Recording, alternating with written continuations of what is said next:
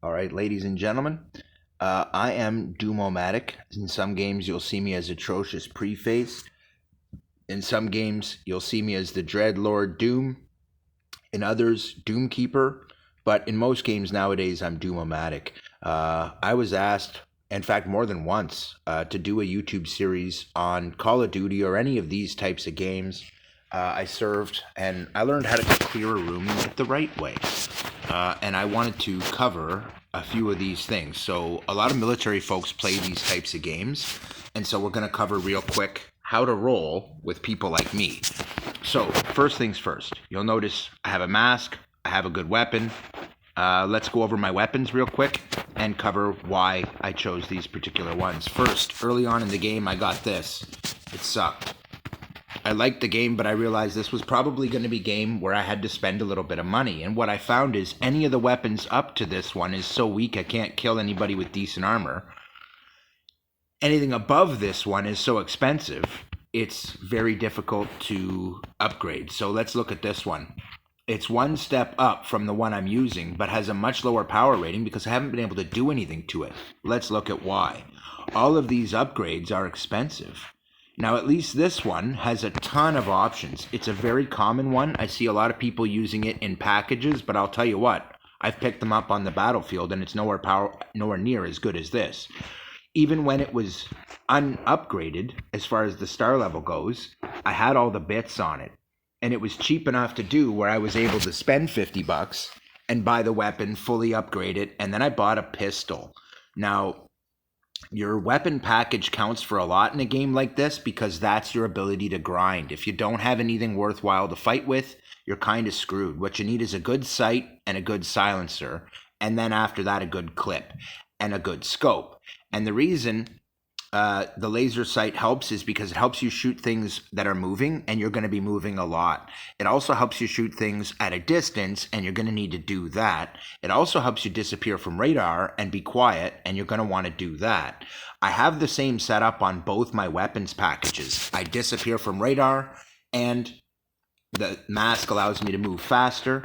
These weapons both allow me to shoot at a distance. Now, in the case of the revolver, it was really great early on and was actually the pistol I bought for cash when I first started the game. I also bought the MP5.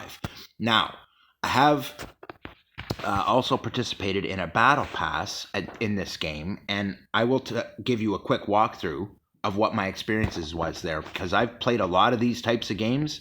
This is a tough game, guys. This is a game where you normally have to spend money pretty much, but there are a couple areas where you really don't. This weapon was cheap enough where you could have just saved up and gotten it on your own, no trouble. In the submachine gun category, that is not necessarily true. I have found that even this one, which I was able to pick up cheap, is so expensive to upgrade. It's a really slow process, and it kills so little, you really are going to have trouble grinding with that. The MP5 was different, but I did spend money to get it. It's high rated, and when I'm finished, it'll be awesome. I try to have a weapon in every category because there are events that come up. Machine gun is one category where I had real trouble, and I found all of the early weapons were junk right up until I got to this guy. It's really good, and it's not so expensive that I can't upgrade it.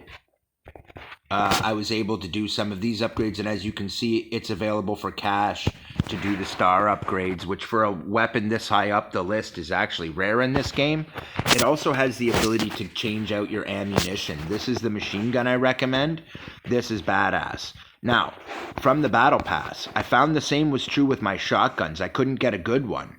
Then I did the battle pass, and it had this M4 Super 90, which is great, but it's only good up close. No matter what you do to it, sight or not, it's only good up close. But I have all the important goodies for it, and it lets you change out the ammo, which I still don't have. But even the 100,000 ammo does make a difference and will give you a good deal better armor penetration, which is really important in this game. However, it took a really expensive shotgun for me to be able to compete in the shotgun arena, so to speak. That being said, it is a really good shotgun. It is technically my most powerful weapon, but it is also the hardest one I have to kill with because I have to get really close. This was another great choice. It's dirt cheap and was cheap to upgrade, easy to max out. and I'm only 1 star away from maxing it out. And as you can see, even the final level isn't that expensive for gold, which means you can grind it out. I found the assault rifle and this, you had no trouble grinding out a good weapon. But if you want to be able to compete in all the events, you need a weapon in every category. And the first weapon in this that I found was any good for submachine guns is the MP5, and it's no cheap to upgrade this. Even the cheapest stuff isn't cheap, and the upgrades run up to 10,000 gold for the ones you'd really want per shot. So it's incredibly expensive to upgrade. I hadn't expected it to be that expensive to upgrade because it didn't cost anywhere near that much gold to buy. I mean, come on, guys, what's with that? You buy a weapon and it's like 7,500 gold, and then to buy any accessory for it costs 30% more than the weapon costs to buy? What the heck? Come on, guys. Go easy, man. Like, come on. Can we talk about making the upgrades a little cheaper? Jeez. Anyway, so they make it so it's very difficult to get through this game without really spending money. But what I realized is that had I just gone after these 2 particular weapons, this and a good pistol, then got the battle pass, that will get you the rest of your weapons over time. They offer good submachine guns. They offer good weapons with the pieces in the battle pass. But in order to be able to grind them out, you need certain things. You need a vest. So I recommend you go either militant armor or scout armor and then max it out as fast as you can. That's what I've done. I don't even have a pair of gloves yet, as you can see. But I've upgraded this guy a fair bit, as you can tell by its star level. I've also used good gear. Now, the mask I've got, that came from the battle pass along with my shotgun. And I got to tell you, this little mask has been great. Check out the stats on this sucker. And to upgrade it is expensive, okay? 4,000 gold. But I will tell you from experience, you do get a lot of gold when you're doing the battle pass, for example, and you have premium and all that, you can get good gold, but you have to buy the premium for that. And you don't get the gold anyway, which brings up my second point in this game. Don't try to get the gold stuff unless you're spending money. Stick to the stuff you can upgrade for game cash, guys, because that's the best advice I can give you if you want to do it cheap, and make sure you collect all these. In addition, when you stick to game cash weapons, you'll find that you can spend a bit of gold like I did early on and buy the cheap gold weapons. Upgrade the crap out of those. That's the best way to go. Then you can grind and do your battle passes to get the more expensive weaponry, and you'll find in the end you've only spent 50 or $100 over a couple of months, and you've gotten a whole bunch of good weapons that'll end up getting you high-end stuff. It'll also increase your chances of getting things like gloves. If you collect all of these chests, I probably would have mine by now, but I haven't really been playing that much. I've been obsessed with other games lately, and I just kept getting asked to do a game like this and talk to you guys a little bit about the game and the kind of strategies I recommend and why. So this is what I recommend. I'm pretty good at grinding these kind of games, and this is why, because I'll look at what I really need to get the job done, and this has been more than enough to kill, and continue to do so. And if we look at my game stats, it's not that bad. I'm winning 73% of my rounds, which is pretty good. Max kills was 26 in a round. That's pretty good. I've done a lot of kills. I win a lot. I dominate a lot. I get a lot of assists. I get a lot of headshots. I get a lot of kills. I win a lot of rounds. So that's not bad. And, you know, if that's the case, well, that's great. Now, I just want to cover real quick here. Now, like I said, I have higher level weapons than what I'm using up to this guy. And you might think this is the better weapon to use. It's really not. It's only better if I'm really close to the guy. Anything out at distance, I'm way better off using the other weapon. But this was the same philosophy as the MP5, where I bought the most expensive cash weapon that I could get, that I liked, and it lets me control the ammo, whereas the next model up, it does, but it takes away a couple of things. And I happen to like that. They tend to have an effect in most of these games of one kind or another, even if it's not directly documented. So the more options you see up here generally, the better it is, because the more bonuses you're going to be applying to the weapon. So in a game like this, I try to go for something like that. Also, I happen to really like this one, and it was cheap to buy for Game Cash, and it's not that bad for the upgrades. And as long as you do the top upgrade at each one for Game Cash, you'll see that the total is actually really good, really, really good. And I'll end up with really good bonuses that are going to make this a really decent weapon. This one, you actually want to skip that. Don't worry about it. Just focus on your upgrading your reload speed for your skill. And you can see here, just for Game Cash, you're able to get all the pieces that you need. So that's a good weapon. And I found that at any level, even if you buy a gold weapon, generally they have, everyone so far that I've bought anyway, has had cheaper options that are Game Cash, but not always are those options any good. Sometimes they're utter garbage. This was the highest level weapon I could find where those are actually good, where they actually are giving you good pieces at cash prices. After that, they go for gold. So the most important things, buy the FN Scar to start with, work your way up, make this your next purchase for an assault rifle. Don't worry about the other weapons. Just get yourself the Steyr Scout. I still use that. It is still my main weapon. As far as a sniper rifle works, it still kills every guy I shoot in the head.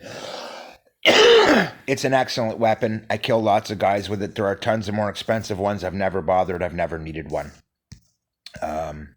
But they are available, certainly, if you wanted to go that way. Same with shotguns. I tried.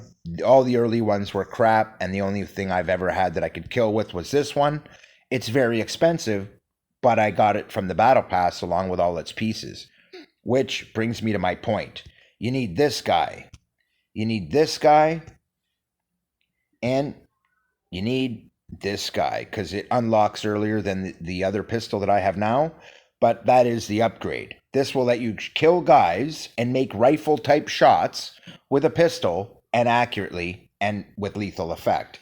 And so what ends up happening is you can stay at a distance and provide supporting fire for your team.